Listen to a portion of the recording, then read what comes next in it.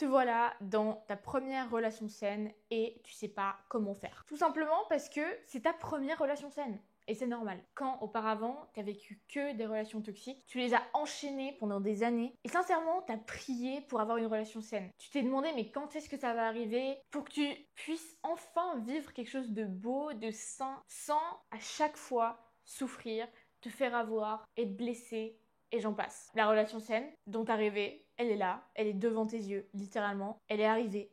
Ou alors, il y a de grandes chances aussi que si elle n'est pas encore arrivée, elle s'apprête à arriver. Et en fait, tu te rends compte que tu commences à douter, que c'est pas du tout autant facile que ce que tu aurais pensé. Tu pensais qu'une relation saine, c'est juste fluide, c'est du moment qu'elle serait là, ça se passerait comme ça. Et en fait, tu te rends compte vraiment que tu commences à te demander même quand est-ce que ça va se finir, quand est-ce qu'il va te tromper. Tu te dis que finalement, c'est un peu trop beau pour être vrai. Comment ça se fait que ça arrive maintenant? Est-ce que tu le mérites vraiment?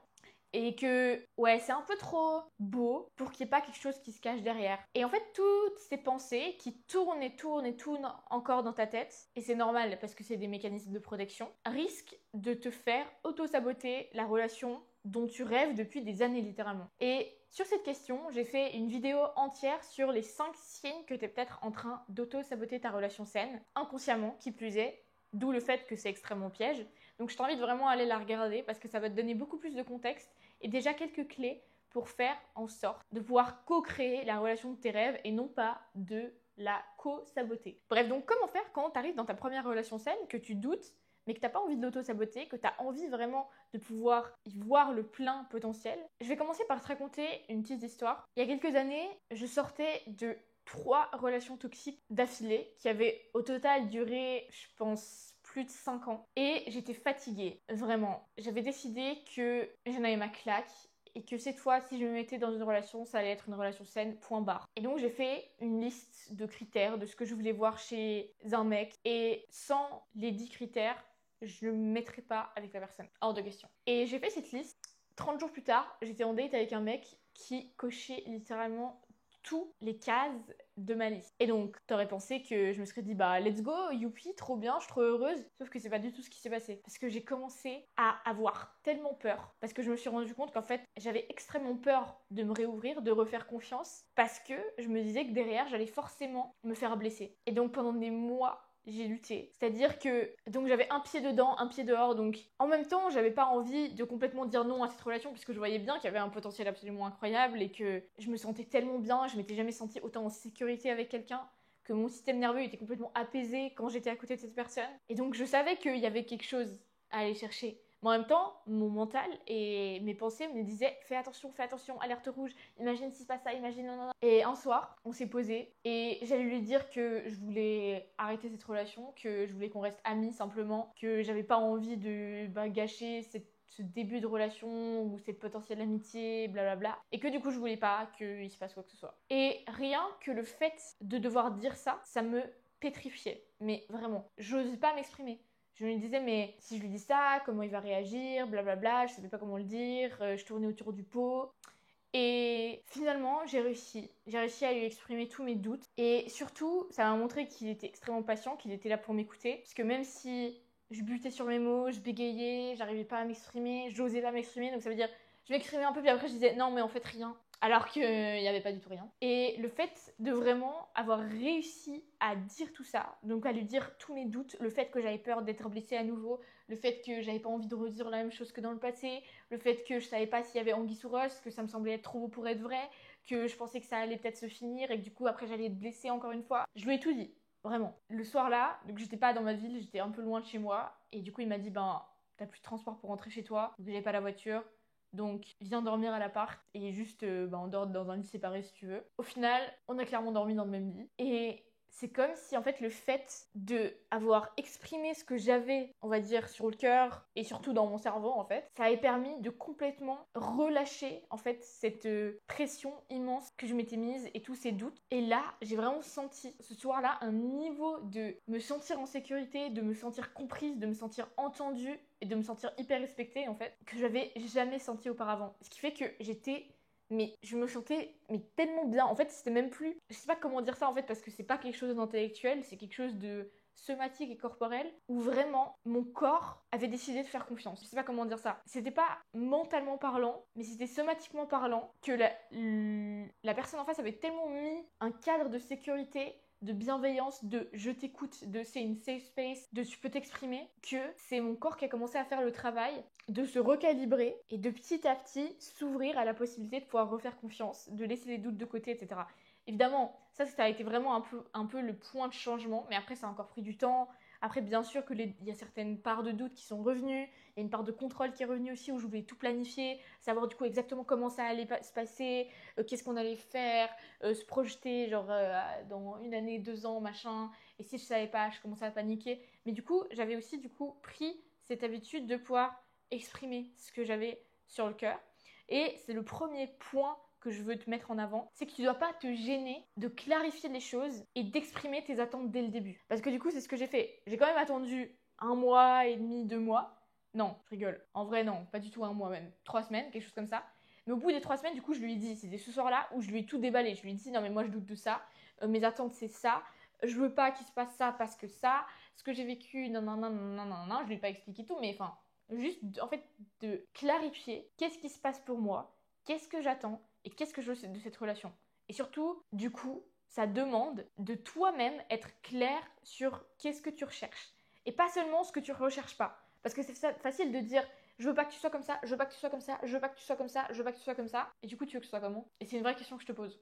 Si tu veux pas que ce soit comme ceci, comme cela, comment est-ce que tu veux que ce soit? Et je te conseille de noter cette question parce qu'elle est hyper puissante. Et quand tu auras répondu, ce sera beaucoup plus facile de pouvoir t'assurer que ta relation saine, elle reste saine et surtout que tu l'auto-sabotes pas. Et du coup, la deuxième étape, forcément, après avoir clarifié pour toi-même qu'est-ce que tu veux et pas seulement ce que tu veux pas, c'est de vérifier que vous êtes sur la même longueur d'onde. C'est-à-dire que moi, je lui ai tout dit et après, je lui ai demandé, ok, est-ce que tu penses, enfin, qu'est-ce que tu penses par rapport à ça? Comment tu te positionnes? Quelles sont toi tes attentes? Non, non, non, non, bref. Et vraiment d'engager une discussion en fait pour vérifier qu'on est sur la même longueur d'onde. Parce que si toi, ton but, c'est que la prochaine relation que tu trouves, elle soit hyper stable, que ce soit potentiellement la personne avec qui tu te maries, mais que le mec en face, en fait, il est juste en train de faire ses expériences, et du coup, ça lui est un peu égal, il est peut-être là juste pour une petite amourette d'été, ça va pas matcher, même si c'est sain, même si le mec il est incroyable.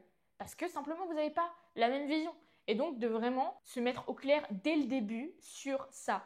Et un point que j'entends tout le temps et que c'est vraiment du bullshit, c'est de se dire non mais je veux pas trop lui exprimer ce que je veux, sinon il va trop prendre la confiance et ne pas sembler trop demandante ou déjà attachée ou d'avoir des trop grandes... Non mais bullshit, exprime ce que tu as exprimé. Non seulement parce que toi ça va t'aider à prendre cette habitude de dire ce que tu penses, même quand c'est dur, même quand t'as pas envie et même quand c'est hyper inconfortable. Et pour la relation, ça va permettre de vraiment être certain que vous êtes sur la même longueur d'onde. Parce que sinon, c'est juste inutile, tu vas perdre ton temps, tu vas perdre ton énergie, et potentiellement, tu vas penser que du coup, c'était une relation toxique parce que le mec, il avait en tête seulement peut-être une amourette d'été alors que toi, tu voulais te marier. J'exagère, hein, mais voilà.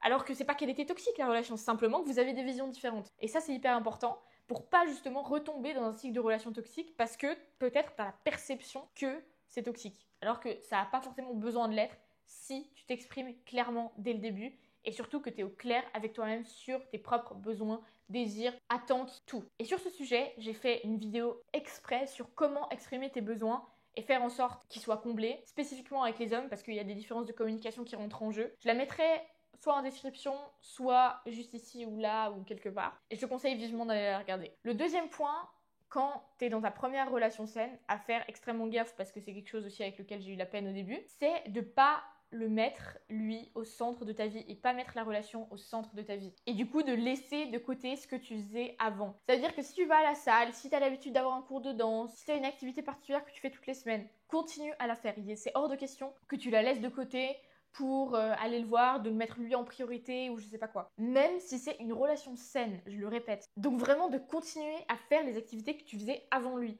Donc d'aller voir tes potes, de faire des solo dates, de prendre du temps pour toi. Être consciente que ce mec que tu as rencontré, qui est incroyable, c'est la cerise sur le gâteau. C'est pas le gâteau. Donc ça veut dire que si la cerise, elle est pas là, eh ben très bien.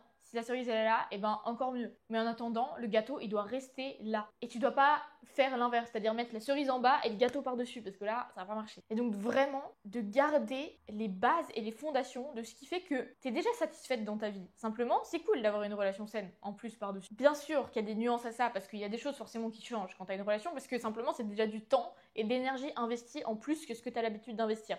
Donc c'est normal de faire des ajustements. Maintenant, il y a un certain seuil à pas dépasser. C'est-à-dire, si tu te rends compte que tu es en train de faire tout tourner autour de la relation, là, c'est problématique. Par contre, c'est normal que, bah voilà, c'est ta vie et que ça vienne se rajouter. Ça, c'est ok. Et du coup, forcément, il y a des ajustements, il y a des changements. Le but, c'est pas qu'il y a tout qui reste gravé dans la pierre de la même manière pendant les prochaines années. Le but, simplement, c'est que ça ne devienne pas le centre de ta vie parce que là, il y a des grandes chances que ça retourne et retombe dans quelque chose de toxique sans même que ça le soit de base. C'est-à-dire que ça peut être une relation totalement saine, mais si tu la mets au centre de ta vie et que il y a plus que ça qui existe et que tu fais tout tourner autour de ça, même si elle est saine, ça va dériver. Même si le mec est incroyable. Et le troisième point ici, que j'aborderai plus en détail dans une autre vidéo, c'est de guérir ton rapport au masculin et au féminin. Et c'est probablement le point le plus important. Et ce que j'entends par là, c'est aussi guérir toutes tes blessures. Tout ce qui fait que potentiellement, la relation saine, elle pourrait tourner au vinaigre. Et quand je dis guérir ton rapport au féminin, ça veut dire accepter déjà cette part de toi. On a tous une part de yin, une part de yang. Yin, c'est le féminin, yang, c'est le masculin. Et c'est pas masculin égale homme et féminin égale femme. Simplement, on a ces deux parts en nous. Et du coup, de faire la paix entre ces deux parts pour qu'ensuite, il y ait une harmonie qui se crée déjà en toi, dans ta relation avec toi-même, et qui puisse se déteindre, en fait, finalement, sur ta relation. Et que du coup, qu'il y ait une vraie harmonie qui se crée dans ta nouvelle relation saine. Donc vraiment, d'accepter cette part de toi, peut-être plus douce, celle qui aime créer, qui a envie de se laisser guider, qui est plus aussi in touch avec son corps, avec ses sensations, mais aussi de guérir ton rapport au masculin. C'est-à-dire de pas tomber en fait dans des excès de contrôle, de vouloir tout contrôler, tout planifier, micromanager et d'avoir vraiment en fait cette forme de contrôle excessive parce que cette forme de contrôle excessif c'est ta part masculine blessée. Et donc de vraiment guérir ton rapport au masculin pour avoir bien sûr une structure, bien sûr des règles, bien sûr un cadre. Donc ça veut dire que évidemment que il n'y a pas tout et n'importe quoi que tu peux accepter, que tu as tes limites, et de vraiment t'y tenir aussi, mais de créer cet équilibre et cette harmonie surtout en toi. Et d'ailleurs, en parlant de ça, en parlant plus précisément de guérir ton rapport au féminin et de te reconnecter à cette partie de toi, je suis en train de co-organiser, de co-créer une retraite avec une autre coach, qui est coach pour hypersensible d'ailleurs. Et le but, déjà, ce sera dans le sud de la France, dans un endroit absolument magnifique, donc ça c'est déjà une chose, mais l'idée vraiment autour de cette retraite, c'est de te reconnecter à toi, à tes ressources, à cette part peut-être plus féminine, plus yin, qui a envie de créer, qui a envie d'expérimenter, qui a besoin aussi d'avoir un cercle de femmes qui est fort, soutenant, qui n'est pas là pour la juger, où elle peut se sentir comprise. Et en fait, ce travail-là, ça va te permettre d'avoir une relation à toi-même qui est hyper forte. Et donc, naturellement, de pouvoir créer une relation saine avec le mec incroyable que tu as en face de toi.